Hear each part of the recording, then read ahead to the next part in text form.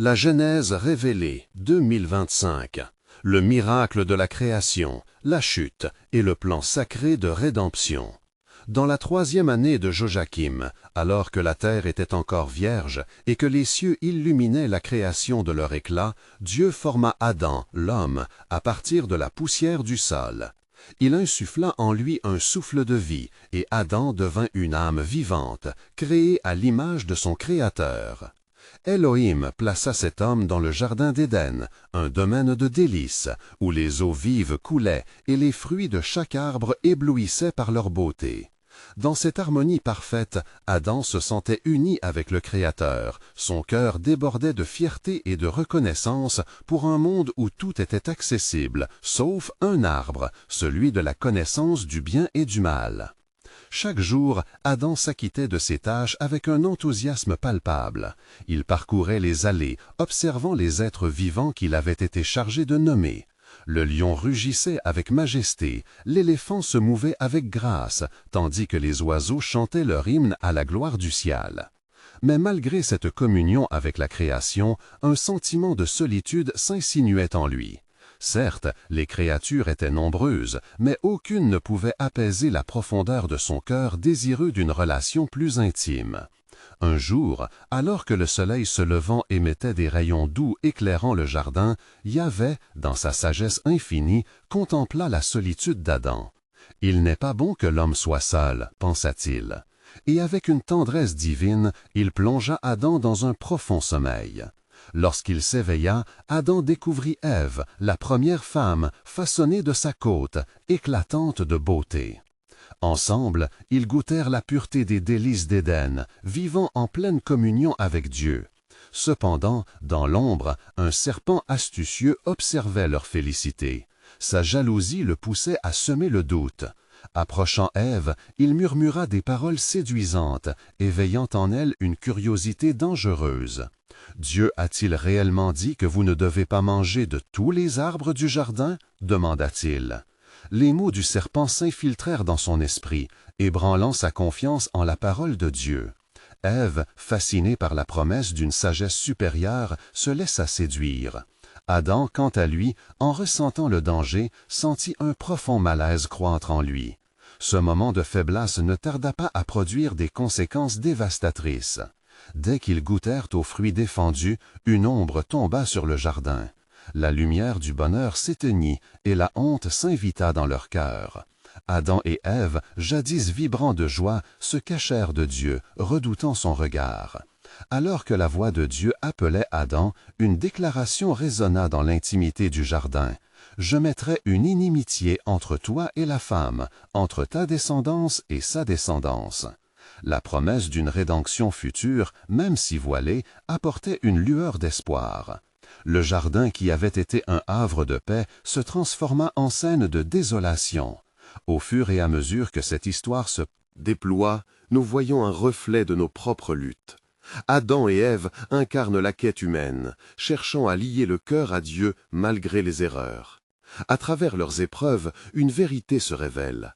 Chaque acte de désobéissance entraîne une séparation, mais la promesse divine annonce une réconciliation. Avant de continuer avec ce récit biblique incroyable, je veux m'assurer que vous ne manquiez aucune de ces histoires puissantes des Écritures. Cliquez sur l'icône de cloche et sélectionnez toutes les notifications. Ces narratives bibliques ont transformé d'innombrables vies à travers l'histoire. Si la parole de Dieu à travers cette histoire vous bénit, s'il vous plaît, aimez et partagez avec quelqu'un qui a besoin d'entendre la fidélité de Dieu aujourd'hui. Dites-moi dans les commentaires quelle histoire biblique a le plus impacté votre parcours de foi. Je suis toujours émerveillé de comment la parole de Dieu parle au cœur à travers les générations. Maintenant, continuons avec ce que le Seigneur fit ensuite. Dans les jours obscurcis de la tristesse, le jardin perdu résonne de promesses, tandis qu'un avenir lumineux se dessine au loin. Quel chemin Adam et Ève emprunteront-ils désormais, porteurs d'un destin scellé par leur choix? La quête de la rédemption a commencé, laissant l'écho d'une promesse divine vibrer à travers les âges. Alors que Adam et Ève s'éloignaient du jardin d'Éden, leur cœur était oppressé par le poids de leurs actions. Ils traversèrent une terre qu'ils avaient autrefois explorée avec émerveillement, mais désormais chaque créature, chaque brin d'herbe leur rappelait une innocence perdue. Leur regard errait, hanté par la beauté d'un paradis désormais hors de portée.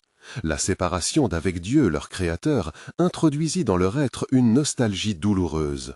La terre, autrefois si vivante sous leurs pas, leur paraissait maintenant hostile et étrangère. Dans cette nouvelle réalité, leurs mains avaient été marquées par le péché. Adam, éprouvé par le souvenir de la douceur du jardin, prit la tête de leur marche. L'angoisse le consumait, tout comme la promesse divine qui continuait de résonner dans son cœur. « Je mettrai une inimitié entre toi et la femme, entre ta descendance et sa descendance. » Les mots de Dieu, à la fois réconfortants et mystérieux, le poursuivaient comme une ombre. Ève, à ses côtés, portait en elle le souvenir du fruit défendu, un souvenir qui se teintait d'amertume.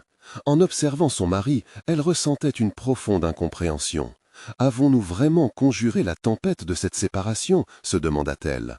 Les larmes jaillissaient de ses yeux malgré sa tentative de contenir sa douleur.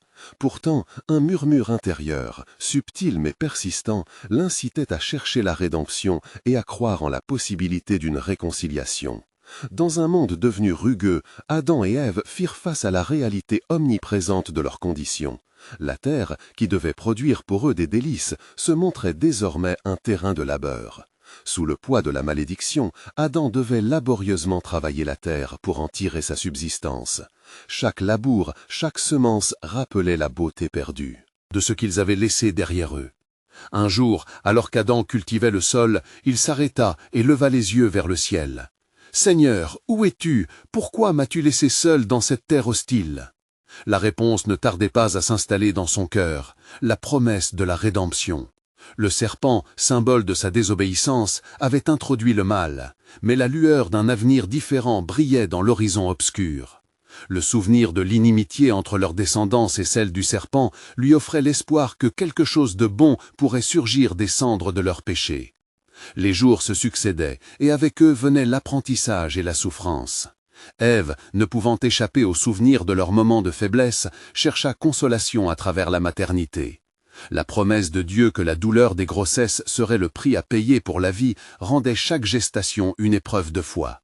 Elle se remémorait la parole divine avec une certaine mélancolie, mais son espoir se nourrissait de ce qu'elle portait en elle. De son ventre jaillieraient les générations, et parmi eux, peut-être celui qui apporterait la délivrance. Ainsi, les fils d'Adam et d'Ève naquirent et grandirent, portant le poids de l'héritage de leurs parents. Caïn, l'aîné, un cultivateur, tournait son regard vers la terre, tandis qu'Abel, éleveur de moutons, contemplait les cieux dans l'espoir d'une rédemption. La tension entre les frères serait bientôt mise à l'épreuve, révélant les vérités les plus profondes du cœur humain. Et alors que la vie continuait de s'écouler, les vents murmuraient un secret. « Sachez, car je suis avec vous dans la douleur, et mes plans sont plus grands que votre désobéissance. » Adam et Ève, bien que séparés du jardin, comprenaient que la promesse perdurait, s'accrochant à la vérité suivante. Quand la détresse frappe à votre porte, rappelez-vous de la promesse divine, car ce qui semblait être une fin n'est qu'un début. La route vers la rédemption était tracée, mais le mystère du dessein de Dieu restait à déchiffrer. Quelles épreuves allaient encore se dresser sur leur chemin?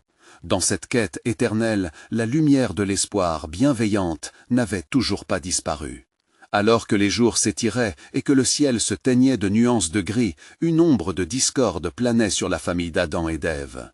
Caïn et Abel, bien que nés de l'amour et de la promesse, portaient en eux la dualité du bien et du mal. Chacun, à sa manière, cherchait l'approbation de Dieu, ignorant que leur cœur était le vrai champ de bataille. Un matin, les deux frères se préparaient pour offrir leur présent au Seigneur.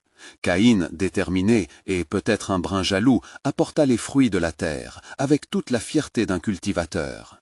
Les épis dorés et les melons juteux témoignaient de son labeur acharné. Abel, en revanche, prodigua son attention aux moutons qu'il gardait, choisissant le meilleur d'entre eux avec soin, une offrande à la fois humble et précieuse. Lorsque se leva l'heure de la présentation, les cieux semblaient retenir leur souffle. Caïn se tenait avec assurance, mais un frisson de mécontentement parcourut son cœur lorsque Dieu se tourna vers Abel et accepta son offrande, tandis que celle de Caïn ne trouva pas grâce. Cette réponse, bien que divine, devint le catalyseur de la discorde. « Pourquoi es-tu en colère ?» interrogea l'Éternel à Caïn, sa voix douce résonnant comme un écho d'avertissement. « Si tu fais bien, tu seras accepté, mais si tu fais mal, le péché est à ta porte. Il désire, mais toi, domine sur lui. » Genèse 4, 6, 7. Les paroles divines pleines de sagesse dérangèrent Caïn, car il ne comprenait pas que la jalousie le mangeait comme un poison. Les jours passèrent et la tension monta. Un soir, le sang de la rancœur imprégna le sol, alors que Caïn, embrasé par la colère, entraîna son frère dans les champs. Une dispute éclata, et dans un acte de désespoir, Caïn leva son bras et frappa Abel.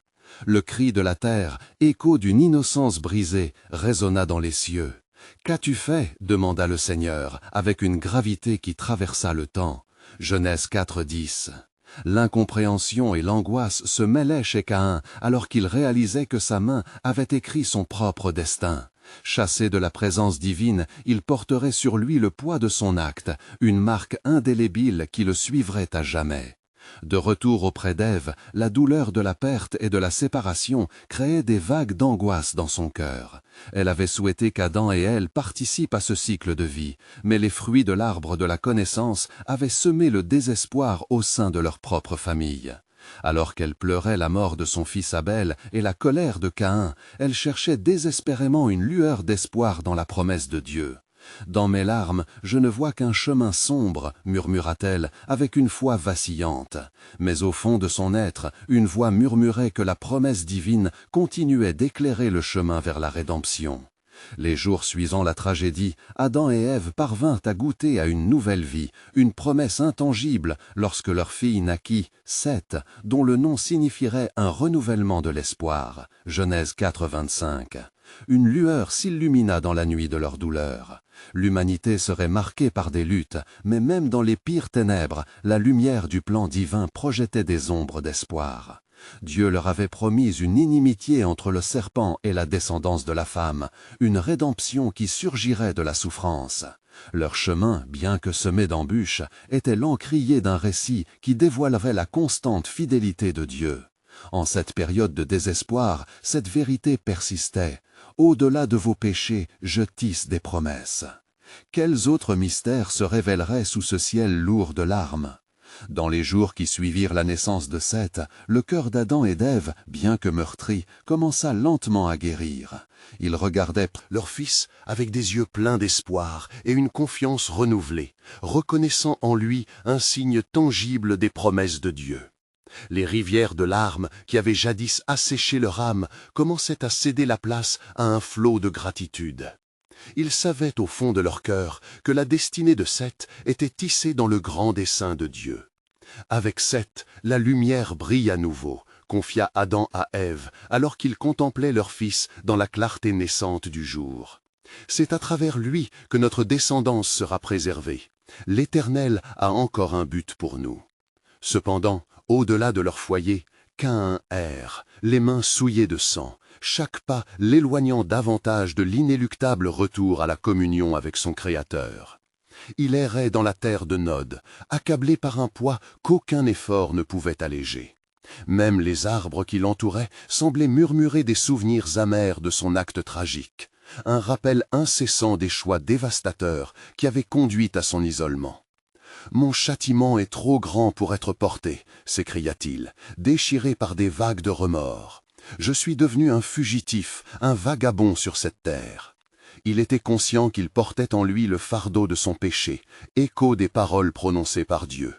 Mais pendant qu'il se lamentait, une voix dans son âme murmurait des promesses de rédemption et de possibilités. Dans ce climat de lutte physique et spirituelle, la famille d'Adam et d'Ève commença à connaître une nouvelle dynamique. Seth grandit et en lui fleurit une sagesse d'innocence. Les parents observaient sa nature bienveillante, se rappelant qu'il était la promesse d'une continuité, un choix contre l'échec de Caïn. Adam enseigna à Seth les voies du Seigneur, l'importance de l'offrande, du travail de la terre et de la confiance en la providence divine. Les cieux, maintenant dénudés de la colère, semblaient différemment illuminés et brillaient d'un éclat nouveau. L'ombre de la mort qu'Abel avait laissée derrière lui ne pouvait pas entièrement terrasser la lumière. Dans les champs, Seth et ses parents tissaient des liens de joie, élevant des chants d'adoration à celui qui, dans sa bonté, avait promis la rédemption. Un soir, alors que la lune baignait la terre de sa lumière argentée, l'Éternel entra dans un échange sacré avec le cœur de Seth. « Je suis le créateur de tout ce qui est, et même dans la douleur, je tisse ma sagesse. » Les mots de Dieu résonnaient à travers Seth comme une mélodie de promesse. Il comprit que, bien que le mal ait tenté de s'imposer, le plan de Dieu demeurait immuable et la rédemption serait sa véritable héritière. Ainsi, les années passèrent et Seth, en grandissant, commença à connaître les joies et les épreuves de la vie.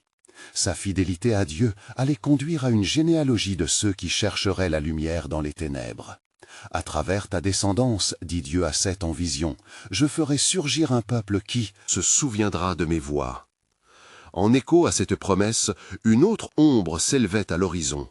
Le souvenir de Caïn, dans sa terre de vagabondage, loin de la rédemption, continuait de hanter le cœur de la création.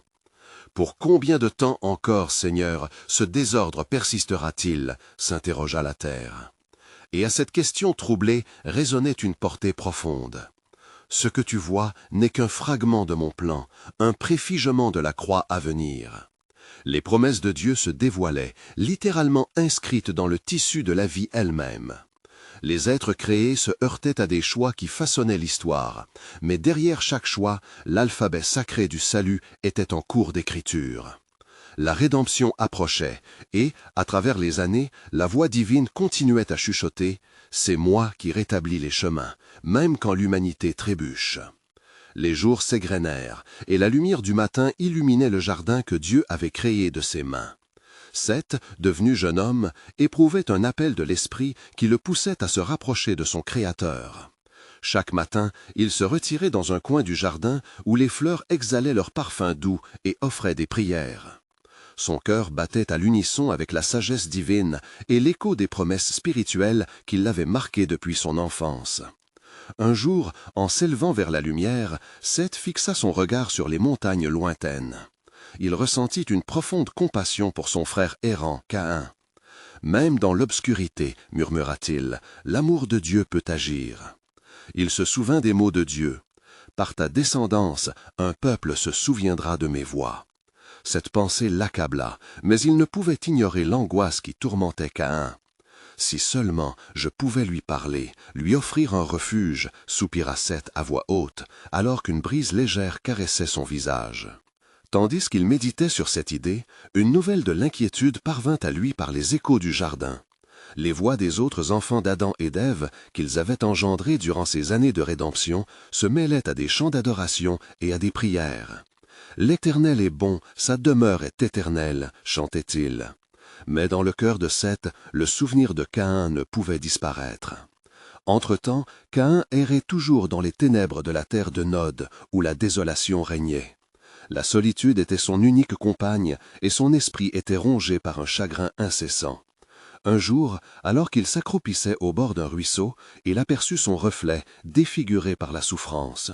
« Ai-je encore un avenir ?» pensa-t-il, tandis qu'une douleur profonde s'enroulait autour de son cœur. « Je t'ai appelé à la lumière » entendit-il murmurer la voix de son Créateur. « Même maintenant, la rédemption est possible. » À cet instant, pris d'une impulsion soudaine, Caïn décida de retourner à sa famille. Ce chemin long et difficile ne serait pas sans lutte, mais une lueur d'espoir apparut, brille dans son âme. Il savait qu'il devait faire face à ses parents et à Seth, son frère, qui était devenu le symbole d'une nouvelle lignée. Seth, sentant la souffrance de Caïn se précipiter vers lui comme un écho, se leva résolu à trouver son frère. Il se mit en marche vers les horizons qu'il avait observés tant de fois, le cœur vibrant d'un espoir qui défie la peur. Les montagnes au loin devenaient son guide, et chaque pas sur la terre nourrie par la grâce divine rapprochait la réconciliation d'un pas. À mesure qu'il avançait, la voix du Seigneur résonna à nouveau dans son esprit. « Je fais toutes choses nouvelles. Réponds à la détresse par l'amour, et tu porteras la lumière. » Les paroles divines lui insufflèrent une passion ardente pour aller vers Caïn, pour posséder le courage de remettre en question le mal et libérer ce qui restait de bon dans l'âme déchue de son frère. Alors que Seth approchait du territoire de Caïn, les nuages au-dessus de lui s'assombrirent brièvement, une ombre marquant le retour d'un péché longtemps ignoré. Mais dans le tumulte du ciel, une promesse se révélait également. Dieu murmura encore. Mon plan ne s'embarrasse pas du péché, car c'est par la souffrance que la gloire sera manifestée. Cette notion de rédemption résonnait au plus profond de Seth. Avec chaque battement de cœur, il savait que son chemin et celui de Caïn se rejoindraient. L'empreinte de la rédemption s'inscrivait dans leur narration, se préparant à frémir dans l'avenir. Ainsi, au-delà des montagnes, au seuil de la rencontre, une promesse scrutait l'horizon. Ce qu'ils allaient découvrir ensemble changerait le cours de leur vie et dévoilerait le fil du plan éternel de Dieu. Dans la lutte contre la mort, la réconciliation s'approchait, car ce n'est qu'à travers la lumière que l'obscurité disparaît. Le chemin de Seth se traçait à travers la lande, où la terre était marquée des souvenirs des pleurs et des combats de Caïn. Son cœur brûlait non seulement d'espoir, mais aussi d'un poids lourd de responsabilité. Est-ce que je serais un instrument de rédemption pour mon frère? Se demanda-t-il à lui-même, le visage tourné vers le ciel en quête de direction.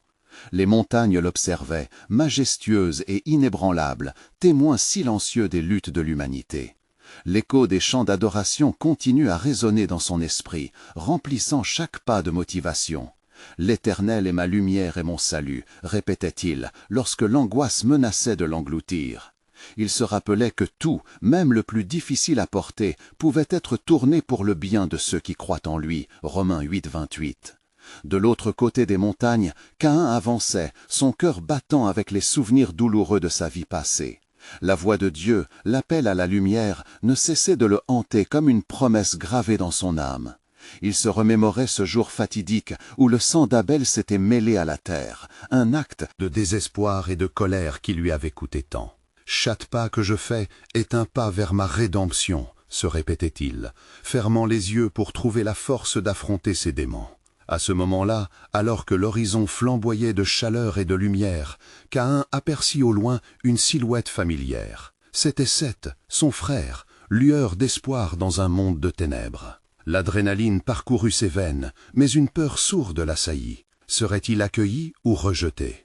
Il se rappela les paroles du Créateur. « Je t'ai appelé à la lumière ». Seth, percevant l'angoisse de son frère, accéléra le pas, le désir de connaître Caïn se mêlant à la crainte de l'incertitude. « Que vas-tu dire quand vous vous rencontrerez ?» Une voix dans son esprit le mettait au défi. Était-ce le bon moment pour parler d'amour et de réconciliation, ou devait-il d'abord aborder le fardeau du passé? Alors qu'ils se rapprochaient l'un de l'autre, le ciel se couvrit d'une ombre.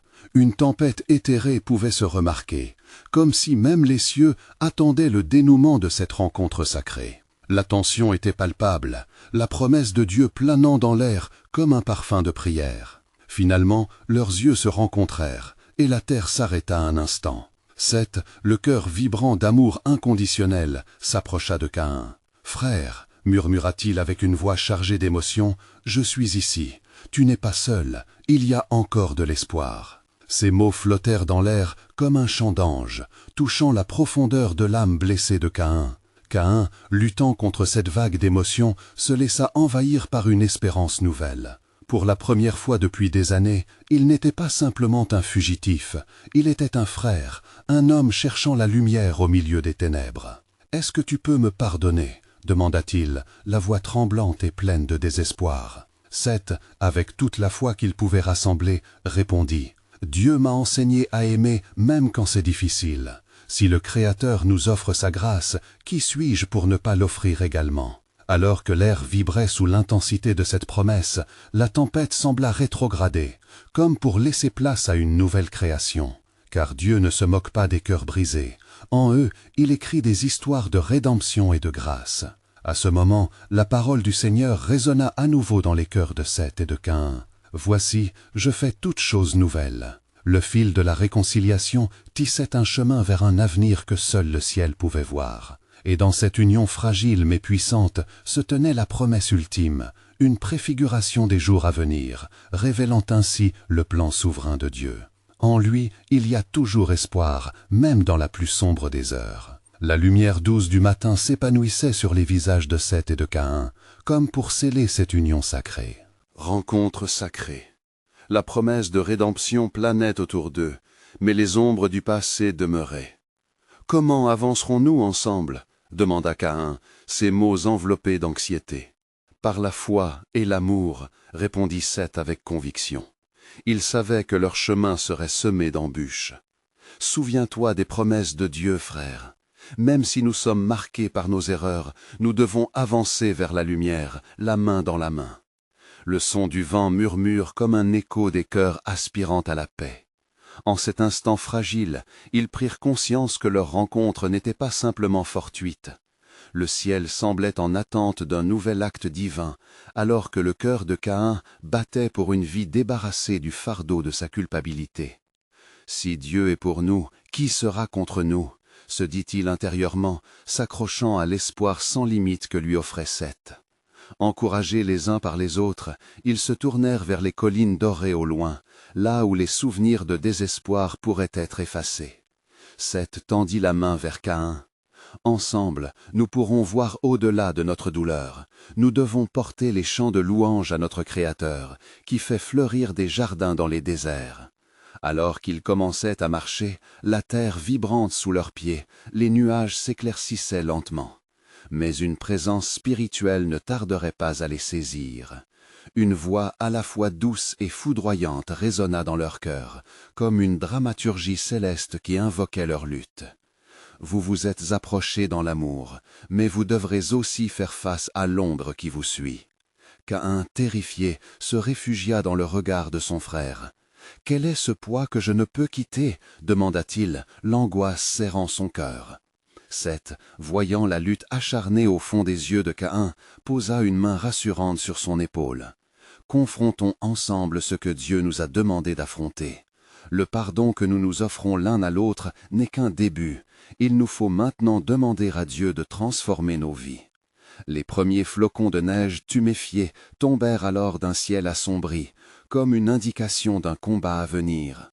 La colère des cieux se mêlait à l'angoisse humaine, et l'horizon, autrefois clair, se parsemant d'obscurité. Alors que les premiers éclats de tonnerre retentirent, Seth et Caïn se mirent à prier et à crier pour la miséricorde divine. Leurs voix s'élevèrent comme des cris d'angoisse vers le Très-Haut. « Aide-nous, ô Éternel, dans notre faiblesse » implorèrent-ils ensemble, cherchant la lumière même au milieu de tempêtes. Soudain, au cœur du tumulte, une lumière irradia au-dessus d'eux. Ils parvinrent à entrevoir une silhouette glorieuse, le visage du Créateur, qui disait avec puissance « Je suis le pardon et la rédemption. Que votre amour l'un pour l'autre soit l'expression de ma grâce. » À cet instant précis, ils comprirent que leur chemin était jalonné de luttes, que Dieu utiliserait. Travailler à leur bien, comme mentionné dans Romains 8, 28. La tempête spirituelle qui se profilait, loin d'être leur fin, était devenue un terrain fertile, immanquable, où Dieu planterait des graines de vie. Ainsi, leur voyage s'annonçait comme un mélange sacré de lutte, de grâce et d'espérance. Car voici, le Seigneur déclara, « Je ferai couler un fleuve de rédemption dans vos cœurs, et vous serez témoins de ma gloire. » La révélation de ce plan divin resplendissait à travers leurs âmes, et la promesse persistait. « Mes voies sont au-delà de vos voies, et mon temps est parfait. » Les éclats de lumière demeuraient suspendus dans l'air, comme si l'univers entier retenait son souffle devant l'impératif de cette promesse. Seth, resplendissant de joie, sentit une chaleur se diffuser dans son être. Mais Caïn, même au cœur de cette révélation divine, ne pouvait échapper à l'angoisse qui l'habitait. « Frère, que signifie pour nous ce fleuve de rédemption ?» demanda Caïn, sa voix tremblante. La profondeur de ses douleurs passées s'immisçait dans chaque mot. Seth, déterminé, lui répondit avec foi. Cela signifie que notre histoire, nos luttes et même nos échecs peuvent être transformés par la main de Dieu. Il n'y a pas de lieu trop sombre où sa lumière ne puisse atteindre. Alors que les flocons de neige tombaient doucement autour d'eux, un souffle de force semblait surgir du ciel. Caïn baissa les yeux, les larmes menaçant de perler sur ses joues. Il se remémorait son passé, la douleur du sacrifice qu'il avait infligé et cet insatiable désir de rédemption. « Éternel, murmura-t-il, est-il réellement possible que tu veuilles utiliser cet homme que j'ai blessé par ma main ?»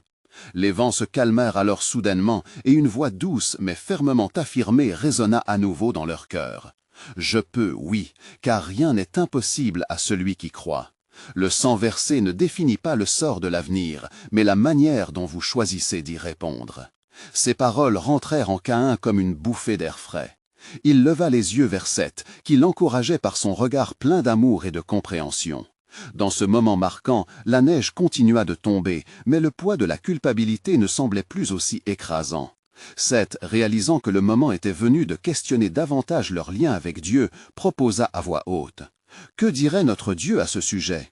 Que devons-nous faire pour plaire à celui qui nous a créés ?» Caïn répondit, l'espoir s'éveillant dans son cœur. « Nous devons d'abord le rechercher par la prière. Notre réconciliation commence ici, à ses pieds. » Ils tombèrent ensemble à genoux sur le sol froid, unis dans une supplication fervente. « Ô Seigneur, nous venons à toi avec des cœurs brisés, demandant ta grâce. Renouvelle en nous un esprit droit, que nous puissions être des instruments de ta paix. » La lumière qui les entourait brillait de plus en plus intensément, et une paix douce descendit sur eux. Même au milieu des échos de leurs souvenirs douloureux, une promesse flottait, ineffable. La rédemption se tenait à leur portée. Leur allégeance à fidéliser les promesses divines serait le début d'un renouvellement. Au moment où ils se relevaient, un bruit sourd retentit dans les cieux. Les nuages gris s'assombrissaient et au loin se dessinait une ombre menaçante. Une vision prophétique se forma devant Seth et Caïn, une vallée peuplée de nombreux visages, des générations futures à venir, toutes portant les fardeaux de leur propre lutte. « Que ferons-nous de cette vision ?» demanda Caïn, le souffle coupé. Seth, le regard perçant vers l'horizon, répliqua avec détermination. « Nous témoignerons de sa fidélité et ouvrirons nos cœurs. Les chaînes de l'inquiétude devront être brisées et la lumière de Dieu se répandre sur ces âmes. » Avec une firme résolution, le fondement de leur voyage débutait à cet instant. Un voyage vers la lutte et la lumière, au sein de l'œuvre éternelle de Dieu. Les paroles du Seigneur résonnèrent à nouveau, tandis qu'un murmure céleste s'élevait avec pouvoir. « Vous marcherez dans la promesse de la réconciliation, et par vous, d'autres trouveront leur chemin. Car comme il est écrit, je rendrai beau toute chose en son temps. » En cet instant, un nouveau chapitre de leur vie commençait, avec de nouvelles promesses dressées devant eux. « Ne crains pas, car je suis avec toi. Je te porterai dans les épreuves, et quand le jour viendra, tu seras porteur de ma lumière. » Une atmosphère de ferveur s'installa lorsque Seth et Caïn se relevèrent, leur cœur vibrant des promesses divines entendues. Le vent léger portait avec lui un parfum de renouveau, comme si l'univers entier célébrait chaque pas qu'ils prenaient vers leur destin. Seth, les yeux illuminés par une espérance nouvelle, se tourna vers Caïn. « Frère, nous avons reçu des instructions merveilleuses. Notre chemin ne sera pas sans douleur, mais si nous marchons ensemble, guidés par sa lumière, nous pourrons éclairer même les ténèbres les plus profondes. » Caïn, se sentant encore fragile, répondit « Et si nos faiblesses nous rattraperaient, que ferons-nous alors ?» Il cherchait la sécurité dans les mots de son frère, espérant une assurance qui chasserait ses craintes. « Nous nous rappellerons sa promesse. Le Seigneur ne nous abandonnera pas, même lorsque nos péchés nous accuseront, » affirma Seth. Il a dit, si nous confessons nos péchés, il est fidèle et juste pour nous les pardonner. 1 Jean 1:9-1. C'est en lui que nous trouverons notre force. Alors qu'ils avançaient dans la vallée qui s'étendait devant eux, leurs regards croisaient les visages de ceux qui, dans des générations à venir, seraient influencés par leurs actes. Chaque pas résonnait comme un écho des promesses divines, et chaque regard échangé les rapprochait de leur but. Un frisson de crainte pénétra alors le cœur de Caïn. Et si la tentation surgit de nouveau, que ferons-nous face au péché qui m'attend emprisonné? Seth s'arrêta un instant, s'approchant de son frère avec compassion. « Souviens-toi de l'Éternel, notre Dieu, qui est miséricordieux et plein de grâce. Quand nos cœurs sont exposés, que nos âmes sont chavitées, il est là pour nous restaurer. L'Esprit est notre guide, sa parole est notre équipée. Les ombres dans les nuages au-dessus d'eux semblaient se dissiper légèrement à cette affirmation. Caïn, ayant repris courage, ajouta « Alors nous marcherons ensemble, et notre génération parlera de sa fidélité. Mais que ferons-nous lorsque nous tomberons? Que dirons-nous à ceux qui attendent notre témoignage ?» Une voix puissante brisa alors le silence ambiant. « Dites-leur que la grâce abonde là où le péché abonde, que ni la honte ni la douleur ne peuvent défaire ce que j'ai fait pour racheter l'homme. » Ils levèrent les yeux, leurs âmes en émoi, alors qu'une nuée se forma dans le ciel. Cette présence divine les enveloppait, l'écho du ciel semblait résonner avec la promesse de guérison pour ceux qui portent des fardeaux. Caïn, ému, laissa échapper un sanglot. « Seigneur, aide-nous à être des instruments de ta paix, même lorsque nous luttions avec notre propre passé. » « Sois le témoin de ma grâce, » répondit la voix, enveloppée d'une douce clarté. « Rappelle-leur que ce que j'ai béni ne peut être maudit. Marchez dans la foi, et des miracles surgiront de vous, car comme il est écrit, les affligés de l'Éternel auront de la joie. » Psaume 30, 11. L'esprit de Seth et Caïn s'éleva alors, une unisson de voix témoignait des promesses de Dieu. Ils se mirent à prier avec ferveur, exprimant leur désir d'être porteurs de lumière. « Et encore une fois, je les conduirai vers des eaux paisibles, » murmura Caïn, une paix croissante inondant son cœur.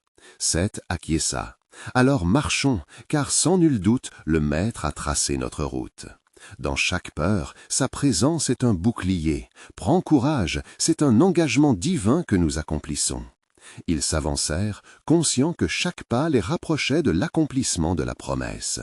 Ainsi, comme il est écrit, « Comme le ciel est élevé au-dessus de la terre, ainsi est ma voix plus haute que vos voix. » Ésaïe 55, 9. Un nouvel appel résonnait dans leurs âmes, et les portes du destin s'ouvraient lentement, révélant le cœur du plan souverain de Dieu pour eux et pour les générations à venir. Le chemin de Seth et Caïn se poursuivait, alors que les jours se succédaient et que la lumière du soir s'étendait comme une douce couverture sur la terre. La promesse de Dieu résonnait au fond de leur cœur, nourrissant la foi qui les unissait. Ils marchaient main dans la main, chacun portant son histoire, mais tous deux en quête d'une rédemption divine. Alors qu'ils se rapprochaient d'une colline parsemée d'herbes folles, Seth s'arrêta brusquement, le regard tourné vers l'horizon où se dressaient des montagnes majestueuses. « Regarde, frère, la promesse de notre avenir s'étend devant nous. Chaque sommet est une montagne à gravir, mais derrière chacun d'eux se cache une bénédiction. » Caïn, perplexe, leva les yeux et observa les cieux. « Mais ces sommets sont plus hauts que moi, et chaque fois que j'avance, je sens le poids de mes fautes. » Il soupira, se rappelant ses erreurs et la douleur qu'il avait causée. « N'oublie pas, » répondit Seth avec assurance, « que même la plus grande des montagnes peut être traversée paisiblement si nous avons la foi. Nos luttes ne doivent pas nous retenir, elles doivent plutôt nous pousser à chercher la lumière encore plus intensément. » Une brise douce les enveloppa alors, comme un murmure du ciel, promettant des jours meilleurs, et Caïn sentit une paix nouvelle l'envahir.